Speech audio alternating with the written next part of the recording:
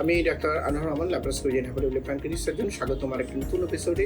খুব একটা গুরুত্বপূর্ণ সার্জারি, যে সাধারণত রোগীরা আমাদের কাছে এসে বলে যে স্যার আমার রোগীটি ল্যাপারোস্কোপি করে দেন, ল্যাপারোস্কোপিক সার্জারি করে দেন, এটা সবচেয়ে অত্যাধুনিক। কিন্তু অনেক সময় দেখা যায় যে আসলে ল্যাপারোস্কোপিক সার্জারি করা যাচ্ছে না, পেট কেটে অপারেশন করতে হচ্ছে।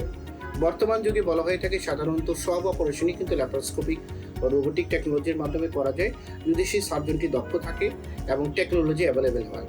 কিন্তু অনেক ক্ষেত্রে দেখা যায় আমাদের দেশে আমরা সেটি করতে পারি না, আমাদের পেট কেটে অপারেশন করতে হয়।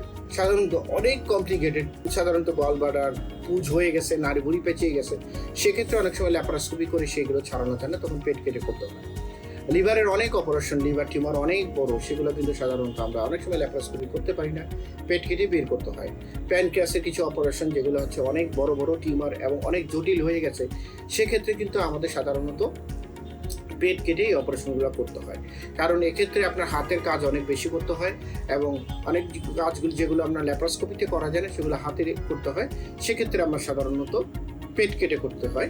তবে তখনই আমরা করি যখন আমরা ল্যাপারোস্কোপিক ফেইলিউর হয় এবং প্রি অপারেটিভলি আমরা বুঝতে পারি যে এগুলো আসলে ল্যাপারোস্কোপিকে টাফ। আমরা রুগীকে বলে নিই যে আমরা এই অপারেশনটি কনভার্ট করতে পারি এবং আলটিমেটলি দেখা যায় সেক্ষেত্রে আমাদের কনভার্ট করে পেট কেটে অপারেশন করতে হচ্ছে।